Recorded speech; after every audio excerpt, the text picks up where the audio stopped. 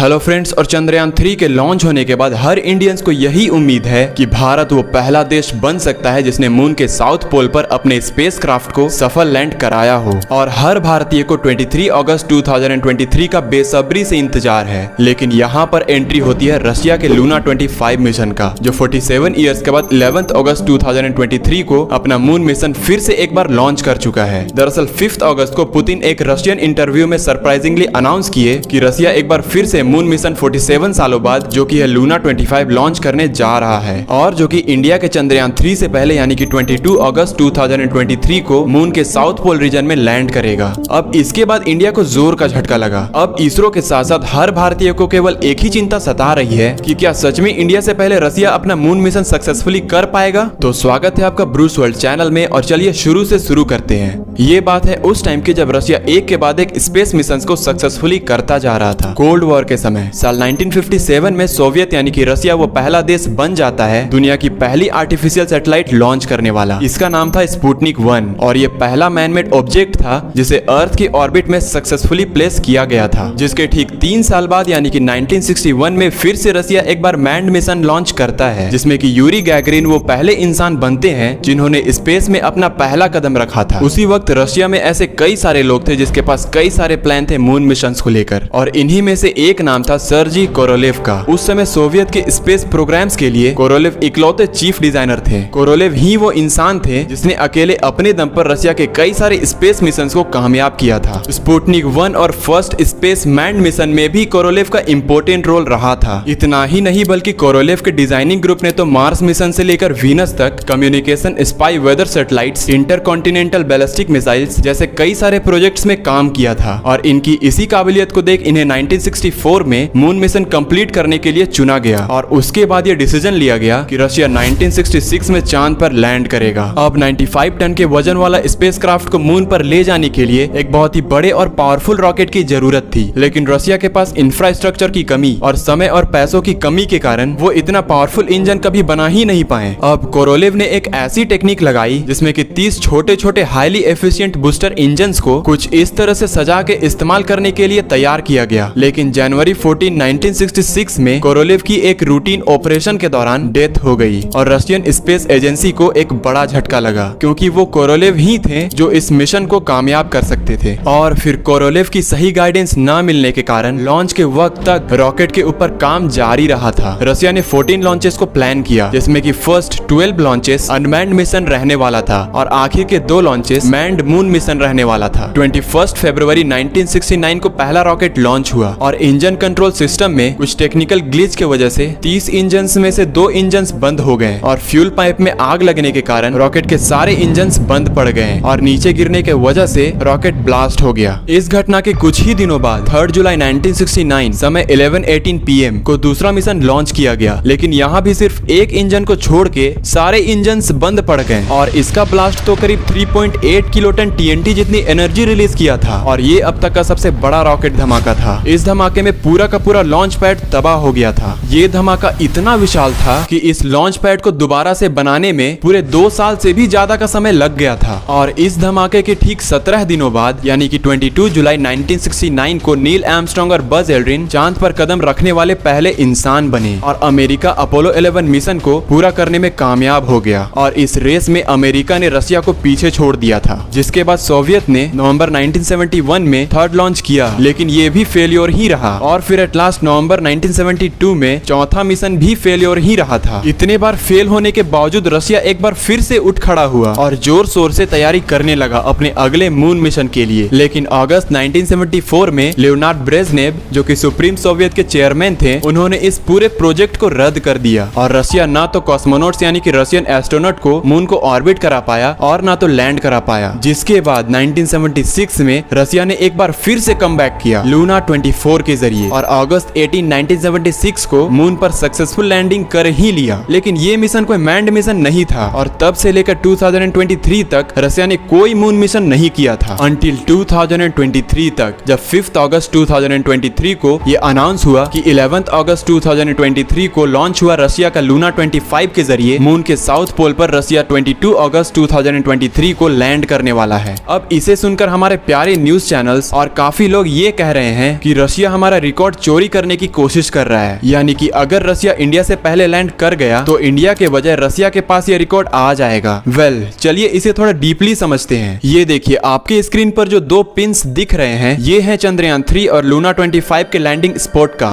Right वाला pin Luna 25 का है 69 डिग्री साउथ और 43 डिग्री ईस्ट में, और लेफ्ट वाला पिन चंद्रयान 3 का है 69 डिग्री साउथ और 32 डिग्री ईस्ट में। अब अगर आप इसके सनराइज को देखते हो तो आपको दिख रहा होगा कि ये सनराइज दरअसल में राइट से लेफ्ट की तरफ आते हैं, और इसका मतलब ये है कि लूना 25 की लोकेशन में पहले सनराइज होगा और चंद्रयान 3 की लोकेशन में उसके बाद, क्योंकि लूना 25 की दूरी चंद्रयान 3 से 120 किलोमीटर की है। अब यहाँ पर आप सोच रहे होंगे कि सनराइज का क्या रिलेशन है यहाँ पर। दरअसल मून का एक दिन अर्थ के लिए 14 डेज के बराबर होता है, और ये 14 डेज लूना 25 और चंद्रयान 3 के लिए इम्पोर्टेंट इसलिए है क्योंकि इन मिशंस को अपने साइंस इंस्ट्रूमेंट को यूज करने में ये मेक श्योर करना होगा कि वो पूरे 14 डेज ऑफ अर्थ मून पे यूज कर पाए, क्योंकि ये मिशंस बेसिकली सोलर पावर्ड हैं और ये 14 डेज 23 अगस्त 2023 को स्टार्ट होगा। अब क्योंकि रसिया 47 इयर्स के बाद कमबैक किया है तो उसने अपने बैकअप प्लान के लिए लूना 25 में radio active heating unit install कर रखा है। RHU बेसिकली एक ऐसा इंस्ट्रूमेंट है जो लूना 25 को गर्म रखेगा रात में, क्योंकि जब चांद में रात होती है तब यहाँ की टेम्परेचर -130 डिग्री सेल्सियस तक पहुंच जाती है, जो कि बहुत ज्यादा ठंडा है, और इतने ठंड में इसकी चांस बहुत ज्यादा है कि लैंडर और रोवर मर जाएंगे। और इसी रेडियो एक्टिव हीटिंग यूनिट के चलते लूना 25 का लाइफ स्पेन चंद्रयान 3 से लगभग 1 साल तक ज्यादा हो जाता है। वहीं चंद्रयान 3 का लाइफ स्पेन सिर्फ 14 डेज है, क्योंकि इसमें कोई न्यूक्लियर हीटिंग यूनिट नहीं लगाई गई है। अब ये चंद्रयान 3 का भी सेम है, ये भी मून पे 23 अगस्त 2023 को लैंड करेगा। इसका भी ये फर्स्ट डे ऑफ मून होगा, और ये भी मेक श्योर करना चाहता है कि ये पूरा 14 डेज ऑफ अर्थ यानी कि मून का पूरा एक दिन अच्छे से इस्तेमाल करे। अब कुछ डम्बेस्ट लोग किसी यूजलेस चीज में आकर चिपक जाते हैं। लाइक जब चंद्रयान 3 लॉन्च हुआ था तो कुछ लोग बातें कर रहे थे 600 करोड़ वेस्ट की। उसी तरह से अब न्यूज चैनल सिर्फ एक चीज को लेकर बैठे हुए हैं, क्या रसिया हमसे आगे निकल जाएगा। उन्हें ये बात समझना चाहिए कि हम कोई रिकॉर्ड नहीं बना रहे हैं, हम साइंस और इंजीनियरिंग को आगे बढ़ा रहे हैं। मिशंस बेसिकली डिजाइंड होते हैं साइंस की तरफ से, और ऑफन डिजाइंड होते हैं कि क्या और नया साइंस कर सकता है। अब इसी के बीच कई सारे रिकॉर्ड्स बन जाते हैं, लेकिन इसका मतलब तो ये नहीं है ना कि मिशंस रिकॉर्ड बनाने के लिए ही लॉन्च होते हैं। अब फिर भी अगर कंपैरिजन को लेकर कुछ लोग सीरियस हैं तो लूना 25 के पास अपना रोवर नहीं है, जबकि चंद्रयान 3 के पास अपना रोवर है। अब यहाँ पर आप कह सकते हैं कि इंडिया के पास first south pole moon rover का रिकॉर्ड है। दूसरा, लूना 25 का स्पॉट है 69.32 डिग्री साउथ और अपना स्पॉट है 69.36 डिग्री साउथ। तो अब आप कह सकते हैं कि India closest to the south pole land करने वाला है। और तीसरा ये है कि 2008 में इसरो ने ऑलमोस्ट 90 डिग्री यानी कि एक्चुअल साउथ पोल रीजन में लैंड कराया था, और वो तो मतलब पूरे वर्ल्ड की फर्स्ट साउथ पोल लैंडिंग है, जो कि बहुत सारे लोगों को पता तक नहीं है। सो जी हाँ, ये बात सच है कि रसिया हमारे चंद्रयान 3 से पहले लूना 25 को मून के साउथ पोल रीजन में लैंड कराएगा, क्योंकि जहां पर लगभग 20 दिन चंद्रयान 3 को मून के ऑर्बिट में जाने में लगे थे, वहीं पर लूना 25 को सिर्फ 5 दिन लगेंगे, यानी कि 16 अगस्त 2023 को लूना 25 मून के ऑर्बिट में एंटर कर जाएगा। Luna 25 direct lunar insertion technique का यूज करने वाला है, और इससे आप अंदाजा लगा सकते हो कि लूना 25 का इंजन कितना पावरफुल है। सो फ्रेंड्स, ये मायने नहीं रखता है कि कौन पहले लैंड कराएगा, बल्कि मायने ये रखता है कि क्या जो प्लान किया गया था उस प्लान के हिसाब से क्या सब कुछ सक्सेसफुली हो रहा है। So friends, this is not the time for comparison, but this is the time to celebrate our humanities and Chandrayaan 3 achievements, क्योंकि हमें ये पता है कि लूना 25 के बजट के सामने चंद्रयान 3 का बजट कुछ भी नहीं है। सो अगर वीडियो से कुछ भी नया सीखने को मिला हो तो चैनल को सब्सक्राइब जरूर करना, क्योंकि चंद्रयान 3 के लैंडिंग से लेकर रिसर्च तक वीडियोस आते रहेंगे। Thank you.